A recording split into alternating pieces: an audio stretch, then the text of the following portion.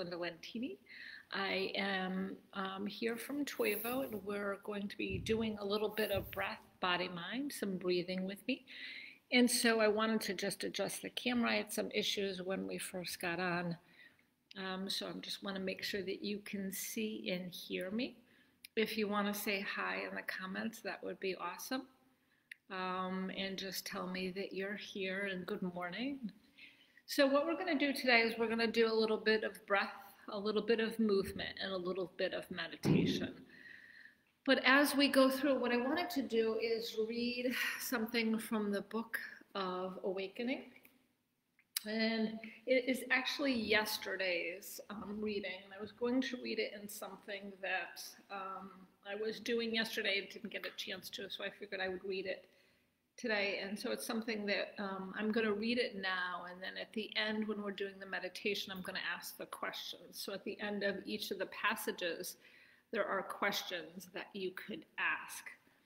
Even though today is a really good one too. Today is called Having Honest Friends, but that's not the one I'm going to read.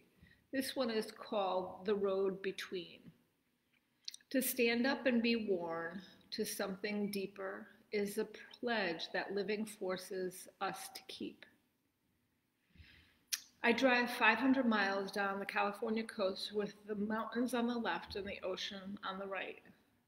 For days, they spoke to me of standing up and wearing down. Of course, I was driving a road we have made down the middle. During the fourth day, the road became a ribbon. It was here it was most beautiful. I find the world out there is all in here and now I know. The current of life requires us to stand up again and again. And we are not defeated when we are worn down, just exposed anew at a deeper level.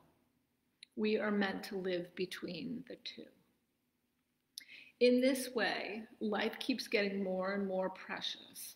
It is a natural law that gravity or osmosis stand up to be worn bare. It is how everything in the way is thinned, so we could feel just how thoroughly alive we are. And I'll ask the questions at the end when we're in meditation, and it's just about we are worn down, but we keep standing up. We face challenges. Good morning, Maylene. We face challenges, but we keep standing up. And it's for us recognizing that when we keep standing up and we keep facing those challenges and keep getting back up, that we're truly alive, because we know that we can get through whatever is in front of us. So I know that I wanted to share that and read the questions at the end, but if I read the questions without sharing that, you wouldn't understand why I was reading the questions. So what we're going to do is we're going to do a little bit of movement. We're going to do a little bit of breath work with the movement and meditation at the end. As with all of my workshops, I encourage you to do what feels right to you. So as I go through the movements, if anything, Cecilia, good morning, anything doesn't feel right for you, please don't do it. If you just want to take this time and tell everyone, you know what, I'm doing a class, and you just want to listen to some of the things or go into the meditation at the end, that's fine. Just do what you need to do to take care of yourself. One of the things I did yesterday is I presented on self-care and how important it is that we take care of ourselves. And a lot of people came up with, well, how can I find time in my day to take care of myself? It's something that we need to make as a priority in our lives. If it means getting up earlier, or if it means closing the door if we're working from home, whatever it means for you to try to make sure that you're taking care of yourself. We can't be there for other people unless we have some time for ourselves. And even though I do mind-body practices as my full-time position, I still need some time for me to take care of me doing my own practices by myself. So I hope that you can use this time to do some practices for yourself, to step away from whatever is going on in your life, and just be present for these practices. So at any point you can't see or hear me, send me a comment, a chat. We're going to do some movement, and hopefully you'll be able to see all the movements. I'll try to readjust the camera. I think that one of my cameras is not working, so we will make do. So the first thing we're going to do is we're going to stand up, and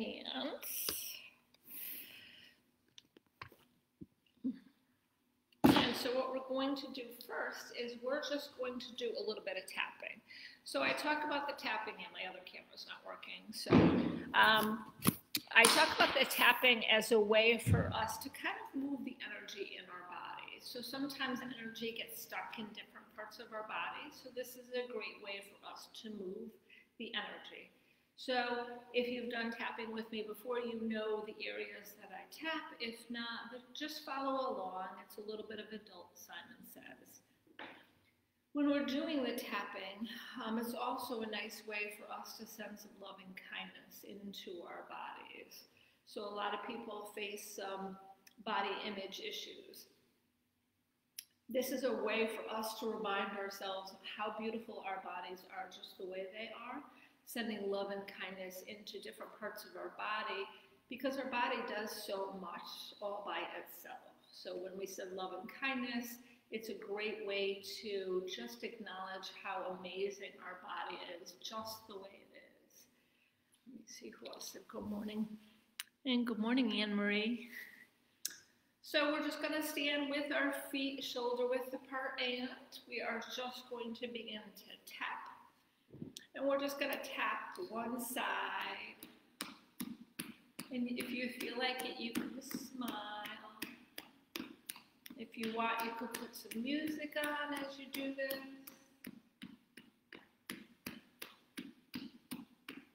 You could say thank you to your organs.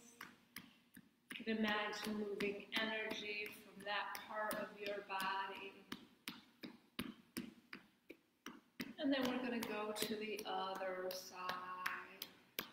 Tapping, moving energy, sending love and kindness, waking our amazing body up. Awesome job, everyone. And now we're going to go to our collarbone, getting our lungs going, thanking our lungs for allowing us to breathe, taking care of our lungs, moving energy that might be in our lungs. Smiling if you want to, reminding yourself what you're grateful for today. And now we're just going to go to the base of our neck, the top of our back, tapping on this area. This helps our immune system. This moves any blocked energy we might have in our immune system. You could also thank our immune system for all that it does, helping us, battle against anything that might be going around, keeping us strong so we stay present in our lives. Awesome job, everyone.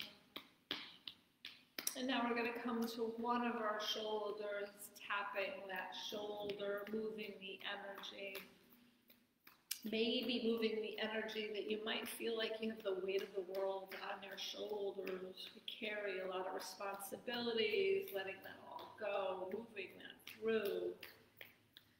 And going all the way down the top part of your arm. And then clapping. Getting a lot of pressure points going in your body. Do you ever notice how great it feels when you clap? Awesome job, everyone. Come up the inside part of your arm. Tapping gently, sending love and kindness to our body. Thanking our arms for doing everything that they do every day, tapping the other shoulder. Doesn't matter if it's the left or right, whichever shoulder your hand ended up on is perfect. And go all the way down the top part of that arm, thanking your arm for everything it does, clapping.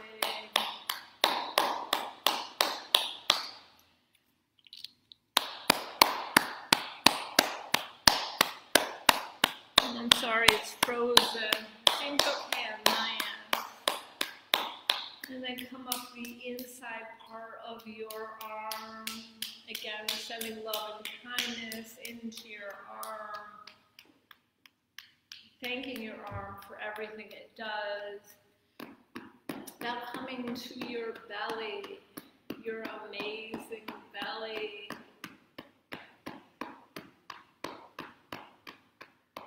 And then going just an inch over. Thanking our belly. And now I'm going to try to angle the camera down so you can see where I'm going to be tapping. And then we're just going to tap on the outside parts of our legs. We're going to go all the way down, thanking our legs for every amazing thing that they do, coming down. The outside parts of our feet, the top parts of our toes, the inside parts of our feet.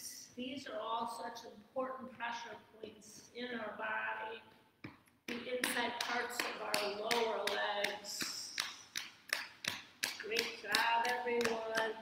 And the top parts of our upper legs. I'm going to angle the camera. Just keep tapping the top parts of your upper leg. And now we're going to come to our back. Good job, everyone. Our sacrum.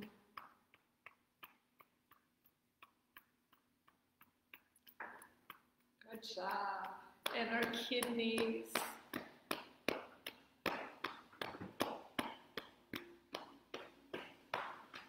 Awesome job. Now come back to one side.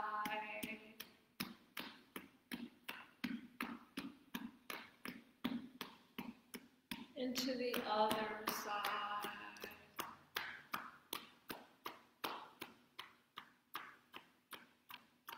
And just release your arms to go by your side. Close your eyes if that feels comfortable. Go within.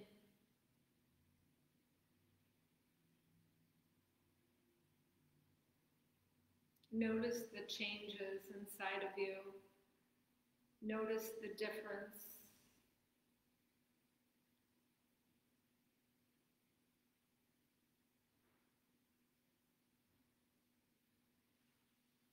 And if you have your eyes closed, go ahead and open them.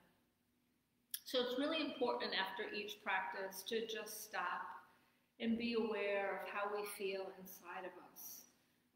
For many people that are trauma survivors like myself, being inside our body doesn't necessarily feel safe when we first start these practices. But as you continue to build the practices, the safer that you feel inside of you. And if that means that you can only feel inside of yourself this part of your arm for a while and then work up, that's fine. When I started doing progressive muscle relaxation, I had to take sections of my body at a time and then work all the way down until I felt safe. So like I said before, if you've ever heard me talk about these practices, are the one thing that started making me feel safer and safer the more that I did the practices. So that is tapping, and now we're going to do the Ha breath. And the Ha breath is a great way to energize us. It also relieves some stress. So it's a great practice to do with kids because they can get rid of some of the energy that they have just by using their voice, their breath, and a little bit of movement. So it's also a good practice if you are at a meeting and you need to energize yourself at the in the afternoon after lunch or when you've been sitting for a while. So it's called the Ha breath. And what we're going to do is we're going to breathe in as we bring our arms to our side, and then we're going to breathe out almost like we're flinging water off our fingers. And as we do that, we're going to do a loud ha. So as loud as you possibly can do. If you're in an environment where you can't make that noise, you can breathe in and breathe out forcefully through your nose. But if you can use your voice and you can do ha, just imagine that you're young and that you're allowed to use your outside voice right now, and you're allowed to say ha as loud as you want to do. So the ha breath is a really good energizer, so we're just going to do it for about 5 times. And I'm standing to the side, but you can do it directly. I just don't, it feels uncomfortable for me to try to do that, sending my hands right in front of you, so I'm just going to do it to the side. So stand with your feet shoulder width apart, and we're going to breathe in and breathe out with a ha. And then when we breathe out, we're not going to lock our elbows. We're going to be very gentle with the ha. It is a forceful ha, but not locking your elbows, taking care of your elbows. So breathing in, ha, ha.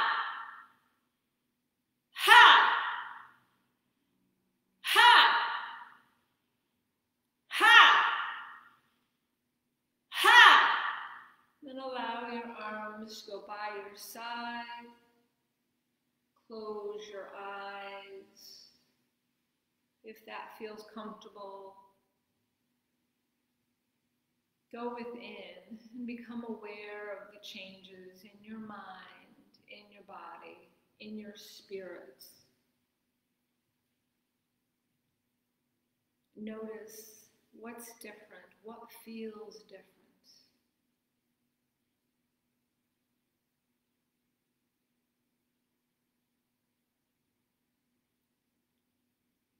Now, if you have your eyes closed, I invite you to go ahead and open them. And the ha breath is an interesting breath for me. Sometimes I feel it right here in my solar plex, and sometimes I feel it in my head when I do the ha breath. And I notice that when I feel it in my head, I'm analyzing things too much. But when I feel it in my solar plex or my heart area or my core, that I'm following my heart more, if that makes any sense. So I really started to pay attention to where I feel that practice at the end of it, especially when I'm doing it solo, not necessarily when I'm leading it, but when I'm doing it for myself. So just be aware of like where it feels different in your body after that practice. So the next one, because I want us to lead with our heart for the rest of our day, is to do the love ha breath. So the movement is exactly the same. We're bringing our arms in, and then we're flinging, instead of flinging water, we're flinging love and kindness off our fingers and sending it to whoever we want. So we're going to draw in love from the universe, and we're going to send out love to everyone that we want to. We could send it to people we've never met. We could send it to our friends and family, whoever we want to send the love to. And this is a gentle one, so it's not as forceful when you're doing it. It's kind of ha, ha. You can do it a little more forceful if you want, but it's about sending love out to the universe. So we're going to breathe in and breathe out with a ha. Ha, I'm sending love and kindness to everyone on this. Ha, ha. Ha, ha, everyone in the world. Ha, Washington, D.C. Ha, our friends and family. Ha, everyone around our community. Ha, whoever we want. Ha, one more time. Ha, and allow your arms to come by your side. Close your eyes or lower your eyelids, whatever feels comfortable. And go within. Notice the difference, notice the changes.